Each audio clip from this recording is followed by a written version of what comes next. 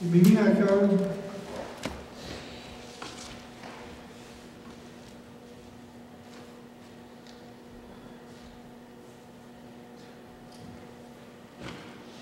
de démystifier la mort.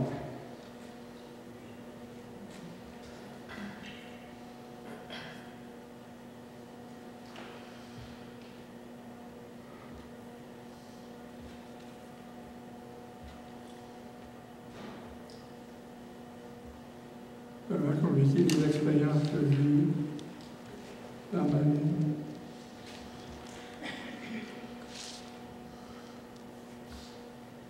Parce que ce que l'ennemi veut faire, c'est qu'il met une servitude dans la peur, dans la mort. Parce que pour la mort, pour certains, c'est un mystère.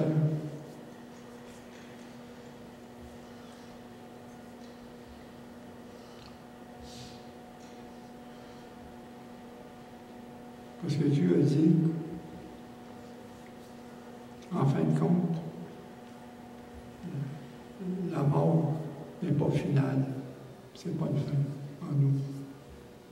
C'est un commencement.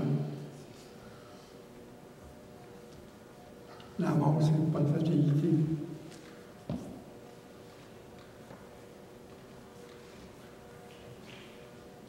La mort, c'est un passage à la vie.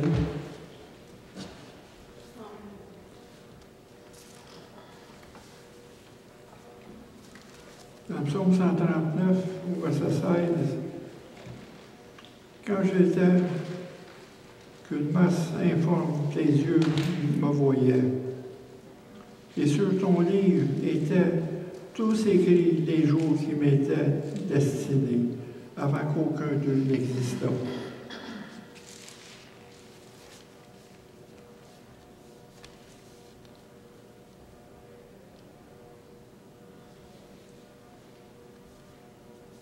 Puis dans le psaume 90, versets 9 et 12. Tous nos jours disparaissaient par ton courroux, ça veut dire ta colère. Nous voyons nos années s'évanouir comme un son. Enseigne-nous bien à compter nos jours, afin que nous appliquions notre cœur à la sagesse.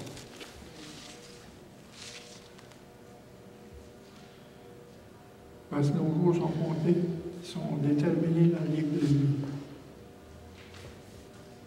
Puis, pour comprendre ça, il faut voir ça avec les yeux de la foi.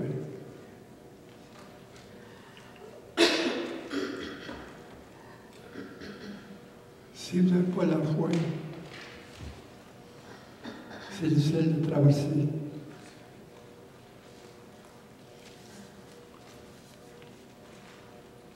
Dieu ne nous donne pas la vie sans dessein particulier. La parole relative au jour fixé se réfère sans doute au temps qui nous est accordé pour vivre sur la terre.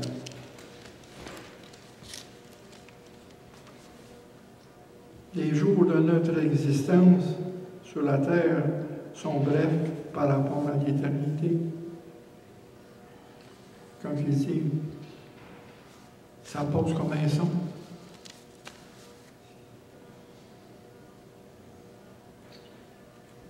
La durée ne réfère pas seulement au jour de notre vie, mais également au plan de Dieu pour l'ensemble de notre existence. Son plan est qu'aucun ne périsse, mais que tous arrivent à la repentance. Le plan de Dieu, la patience de Dieu sert à notre salut. Et le plan de Dieu, c'est qu'aucun ne périsse,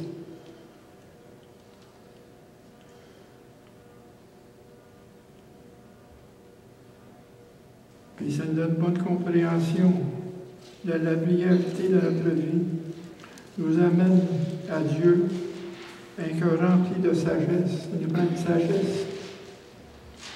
Ce n'est pas la sagesse de l'homme, c'est la sagesse de Dieu. C'est Dieu qui va nous éclairer. C'est Dieu qui va nous prendre par la main.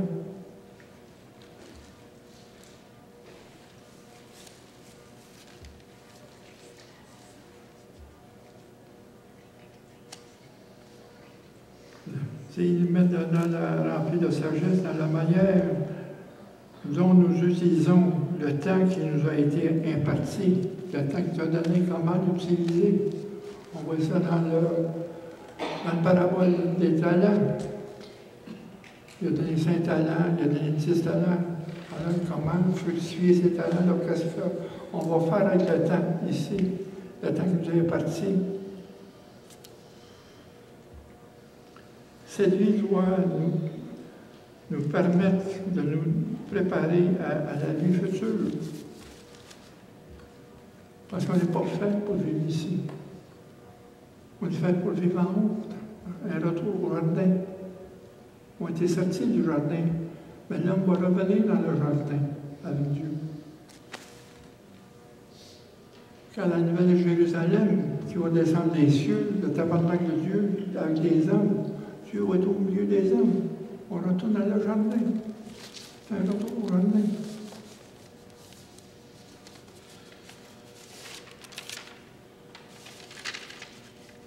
Lorsque notre séjour sur la terre prendra fin et que nous arriverons au ciel, Dieu évaluera la consécration avec laquelle nous l'avons servi ou non. On va passer devant le tribunal du Christ pour savoir la manière dont on l'a servi.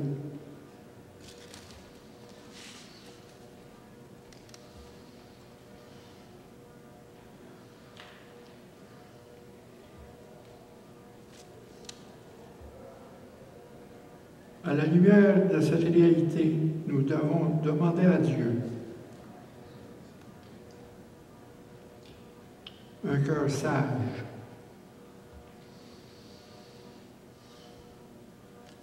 une véritable crainte de Dieu. Il faut craindre Dieu. Parce que Dieu peut sauver comme il peut juger. Il peut bâtir comme il peut détruire. La crainte de Dieu peut reconnaître sa souveraineté. On va en parler difficilement de la crainte de Dieu. Il faut marcher dans la crainte de Dieu. C'est une sagesse, vraiment, la crainte de Dieu. C'est le commencement de notre sagesse. Quand on demande un cœur de sagesse à Dieu, c'est craindre Dieu. C'est le commencement de la sagesse. On commence à avoir la sagesse de Dieu quand on craint. Parce que Dieu met sa crainte sur nous. Sa souveraineté.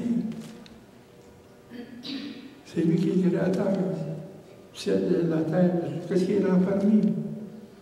C'est le créateur. C'est lui qui a tout fait. C'est ce qu'on voit.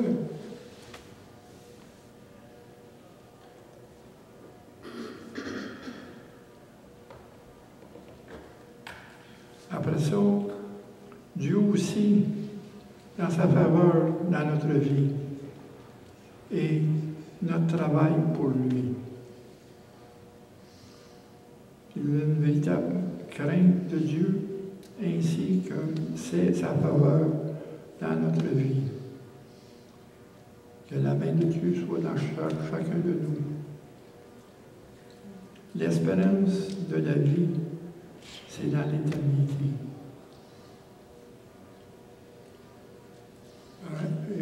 Retiens-moi bien. Il faut avoir un cœur pour l'éternité. Un cœur pour l'éternité. Il y a un mot qui m'est arrivé il y a bien des années, qui me dit ça, hope en anglais. H-O-P-E. H pour heart, on, purpose, eternity. Le cœur pour l'éternité. Dieu nous met ça en nous. On cherche le cœur, on cherche l'éternité. On cherche Dieu.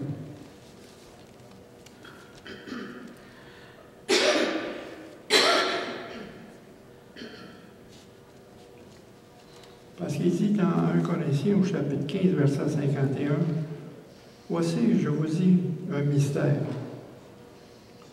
Nous ne mourrons pas tous, mais tous nous serons changés. »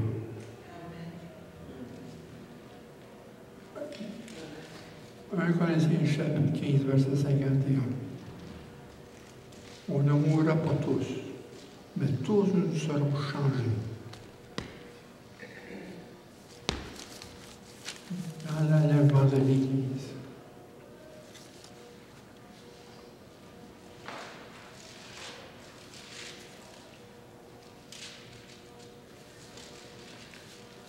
Aussi dans les Ecclésiastes, au chapitre 7, versets 1 et 2, ça c'est des versets à retenir.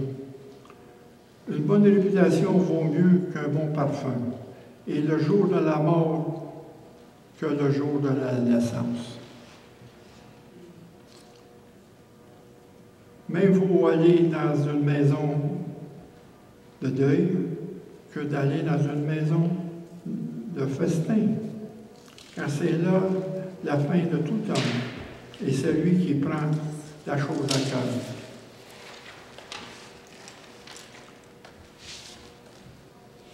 Puis au Ecclésiaste, chapitre 8, verset 8, l'homme n'est pas maître de son souffle pour pouvoir le retenir.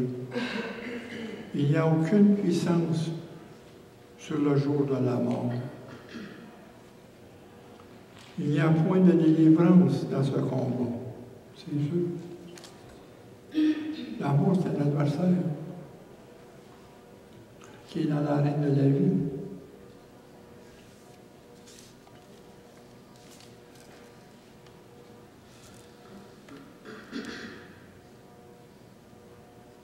Nous mourrons tout le long de notre vie. Le jour de la mort d'un croyant vaut mieux que celui de sa naissance.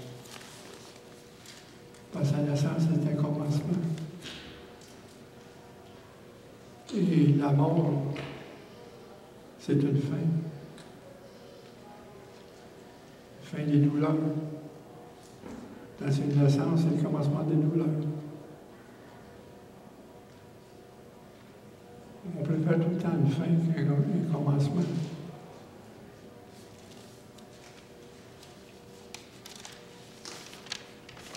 Car il marque le début d'une vie bien meilleure avec Dieu.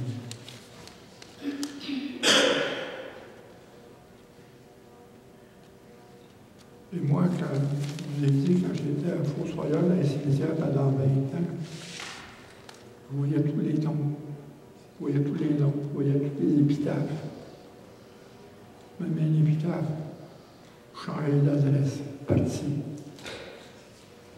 C'est vrai, on change d'adresse. Ça me tarte de nous, ça.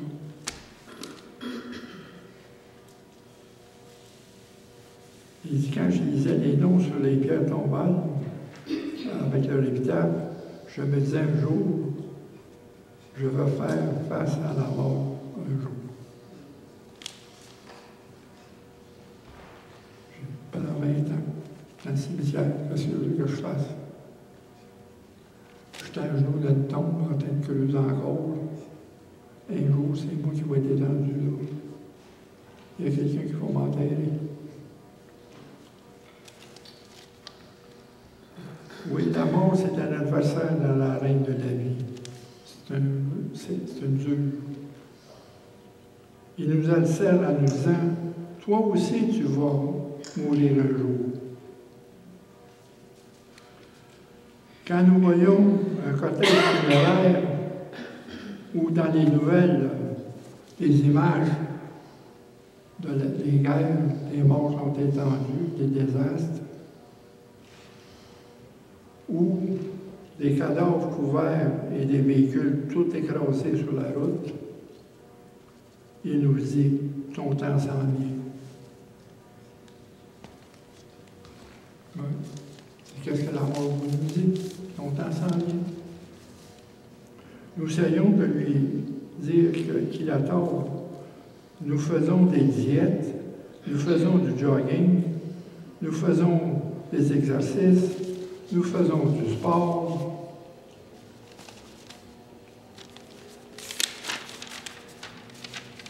Nous essayons de l'échapper. Mais en fait, sachant que nous allons le repousser, mais il va être là.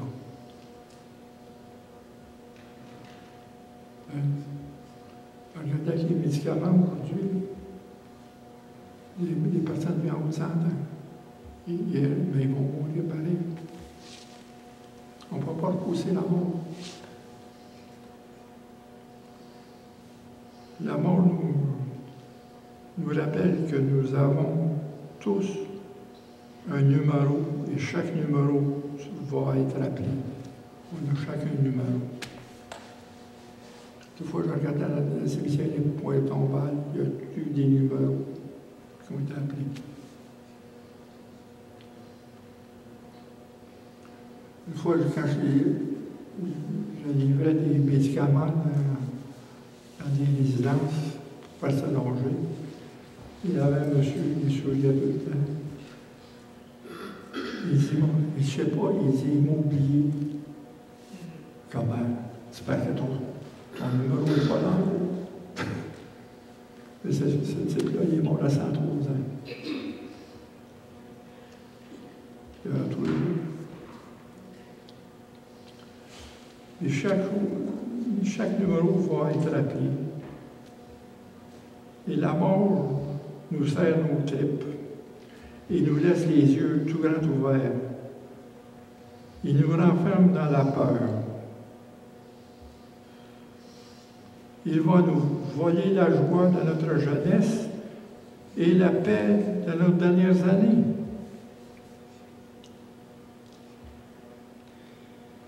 Il va arriver à son but. Il va nous faire peur de mourir pour nous empêcher de vivre. Hein? La peur nous empêche de vivre.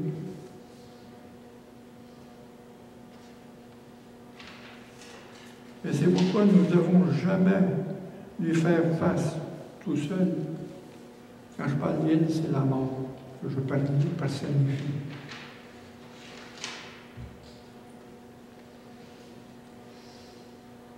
Parce que c'est dur à cuire.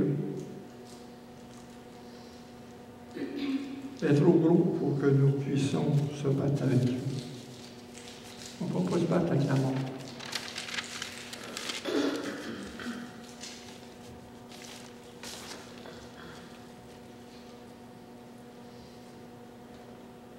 C'est dans le psaume, dans Hébreux, au chapitre 2, verset 14 et 16 à 16.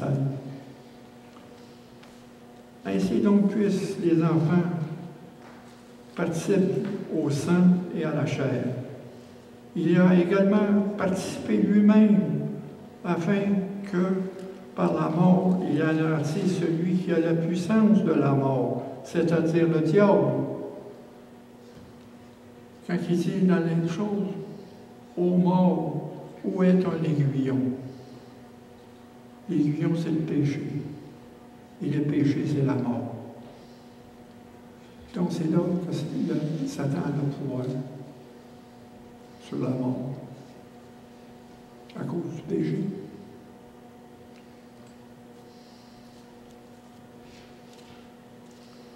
Et qui livra tous ceux qui, par crainte de la mort, étaient retenus dans la servitude. Car, assurément, ce n'est pas des anges qui viennent en aide, mais c'est la postérité d'Abraham. C'est nous. Nous sommes sa postérité par la foi.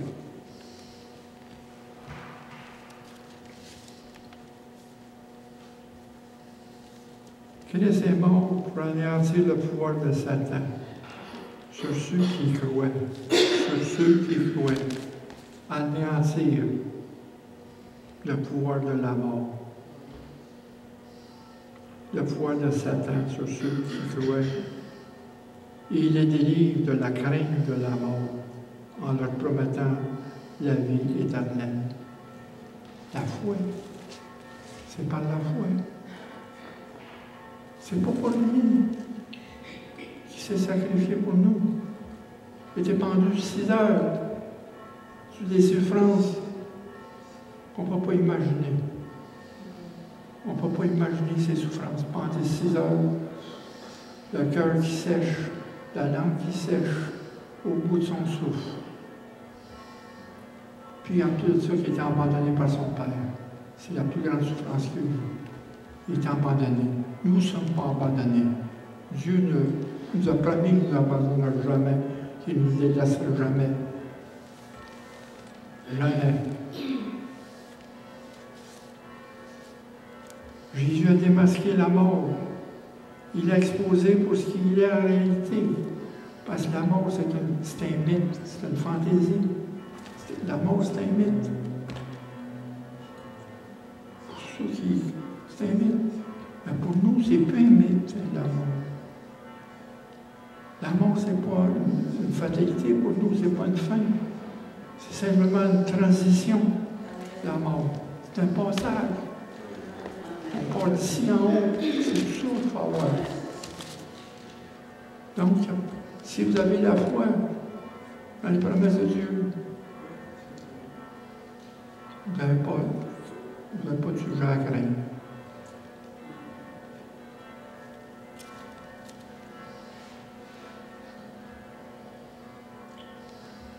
Jésus ne pouvait pas rester sans rien faire lorsque la mort mettait un voile sur la vie.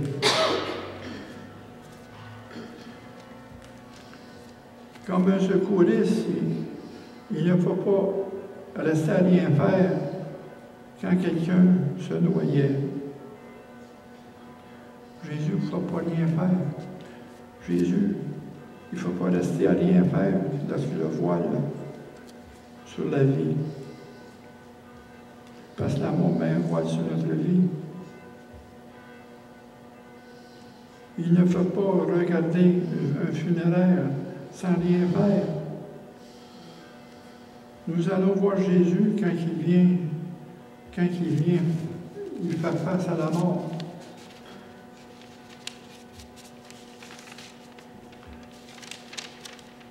Nous allons voir les yeux de Jésus mouillés quand il voit ses frères et ses sœurs meurtris et battus par la dureté de la mort.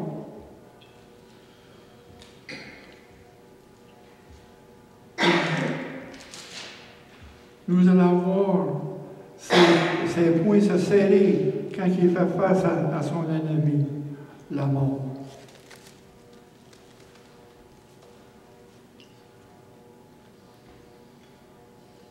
Nous allons voir pourquoi les chrétiens peuvent faire face à la mort, nez à nez, en réclamant la promesse qui fait écho dans une tombe vide. La mort n'est pas finale. La mort n'est pas fatale. Promesse de Dieu. Vous le dites tout le temps. Moi, je suis bien attristé quand je vois quelqu'un qui me demande de l'aide à mourir. Je suis attristé. Parce qu'il ne marche pas avec Dieu. Mais celui qui marche avec Dieu, Dieu va donner une grâce spéciale pour passer à travers. Quelle que soit la mort, par laquelle on va passer. Il va donner une grâce spéciale.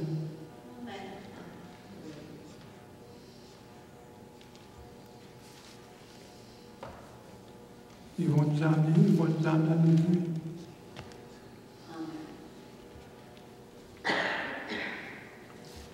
On voit ici dans Luc, au chapitre 7, versets 11 et 12. Et là, je vous amplifie l'histoire de Jésus dans ce cas.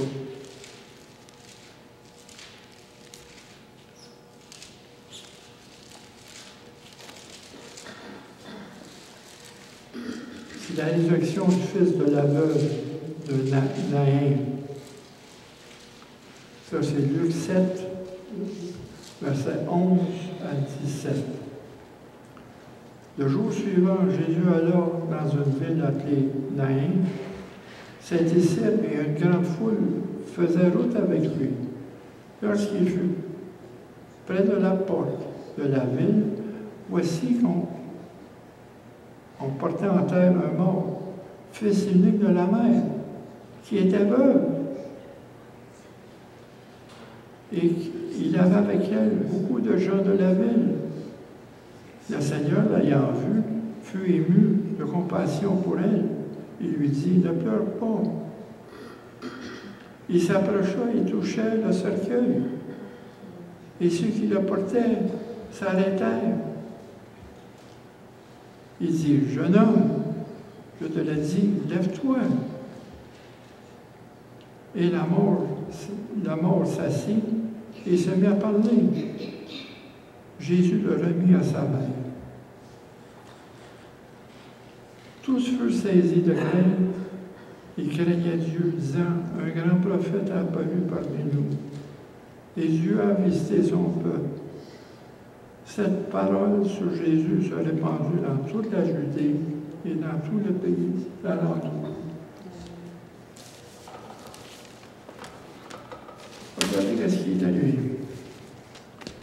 Que Jésus rentrait dans cette ville de Naïn avec ses disciples et une foule qui le suivait. Et une autre foule sortait de la ville avec un cortège funéraire. Le deuil couvrait cette foule dans une tristesse, car il y avait un corps qui s'est refroidi dans le cercueil. Il y avait une femme derrière qui était la mère. Elle marchait,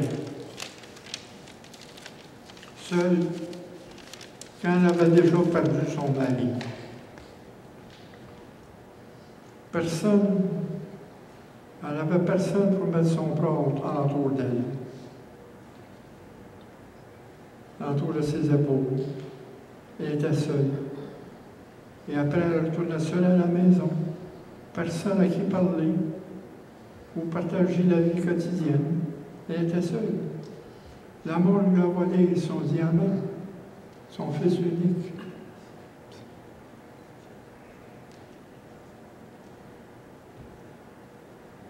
Ceux qui suivaient Jésus s'arrêtèrent. Ils tassaient pour laisser le cortège passer. Ils ressentaient la mélancolie comme tous ceux qui suivaient le cortège. Un jour, ce sera moi. Qu'est-ce qu'il peut faire? Il regardait les proches du défunt qui marchaient péniblement en arrière. Mais Jésus savait quoi faire et quoi dire. Il était ému et son cœur était brisé par l'aperçu de la mère qui marchait seule. Regardez la mère là-bas.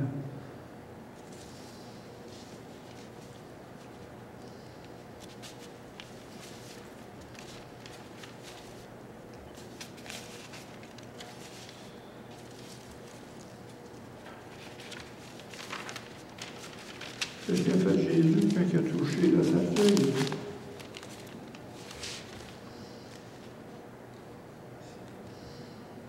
Jésus a arrêté le cortège. Jésus fixa avec colère l'ange de la mort qui couvrait le corps de ce jeune garçon.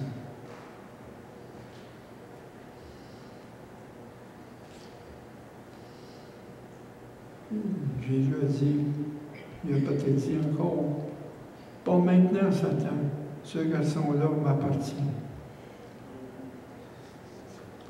Ne souvenez pas dans Jude, au chapitre 1, verset 9. Or, l'archange Michel, lorsqu'il contestait avec le diable, il lui disputait l'accord de Moïse. La même chose que Satan fait. Il conteste les corps. C'est pour ça que Jésus m'a dit, Satan, c'est pas le temps, c'est le mien, ça. La mère s'approchait de lui, Jésus lui dit, ne pleure pas. Elle s'arrête et regarde l'étranger. Elle n'était pas choquée devant son audace, comme plusieurs l'ont été dans la foule qui suivait le cortège. Se demandait qu'est-ce qu'il fait là. C'est la même chose avec, dans l'autre, avec la fille du prophète du chef de la synagogue, Jairus, un peu plus tard. C'est la même chose. Tout le monde se moquait de Jésus.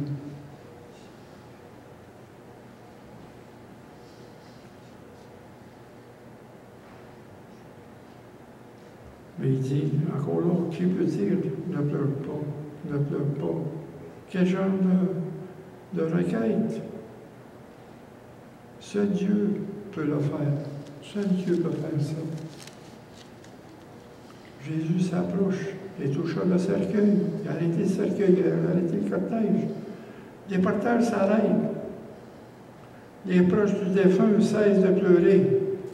Le démon est perché comme un araignée avec sa toile au-dessus du cercueil.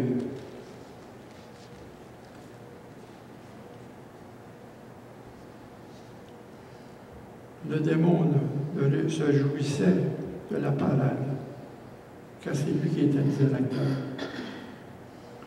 La foule était prisonnière dans leur impermanence. Ça veut dire qu'il n'y a pas d'autre chose à faire.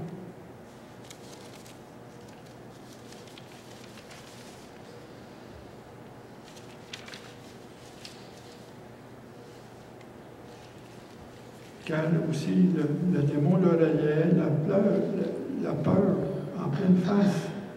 Ils se pouvaient de rire à leur tristesse et leur chagrin. Alors il entend la voix du propriétaire. Car n'oublie pas, Dieu est le propriétaire de la vie. Et le démon se retire.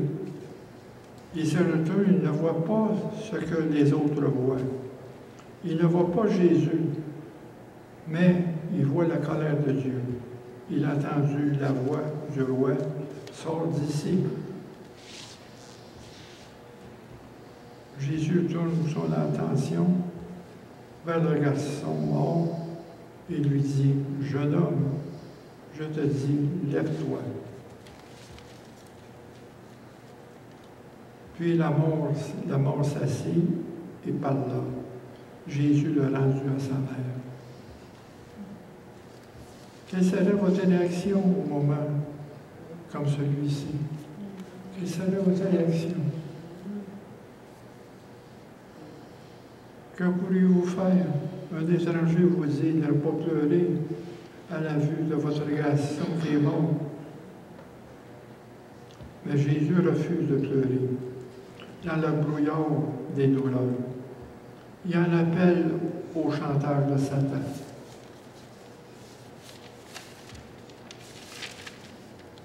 Soudainement, ce qui a été pris est retourné. Ce qui a été volé est retrouvé. Jésus sortit quand la mère et le garçon. Donc Jésus sourit quand la mère et le garçon s'embrassent. Étonné, la foule se réjouit et applaudit. Ils se donnent des accolades et tapent Jésus dans le dos. Ils disent de Jésus, un grand prophète. Dieu a visité son peuple.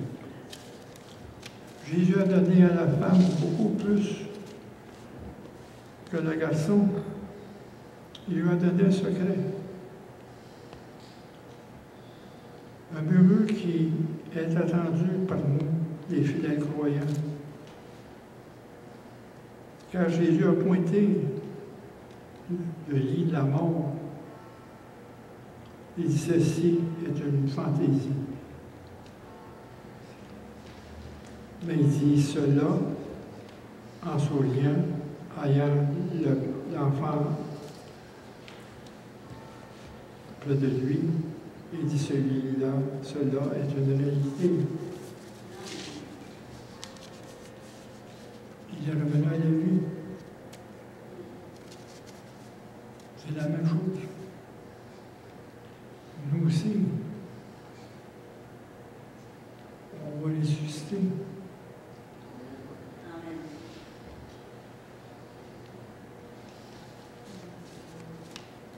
Si Jésus a fait ça, là, il va faire la même chose avec nous.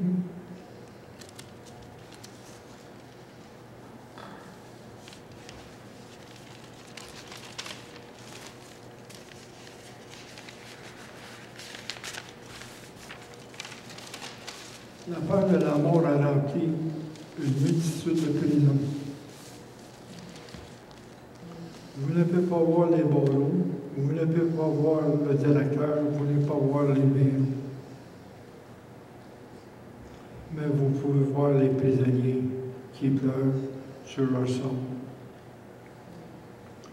Ils veulent vivre, mais ils ne peuvent pas parce qu'ils sont condamnés à faire ce que la plupart veulent faire, éviter.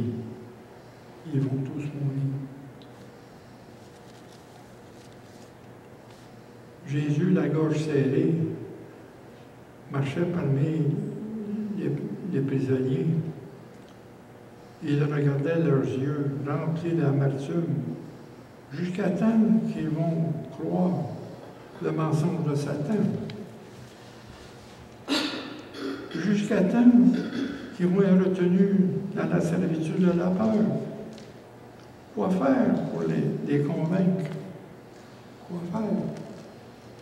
Jésus n'a-t-il pas sauvé, avec la résurrection du garçon, à Naïm et celle de la fille de Jaréus, le chef de la synagogue?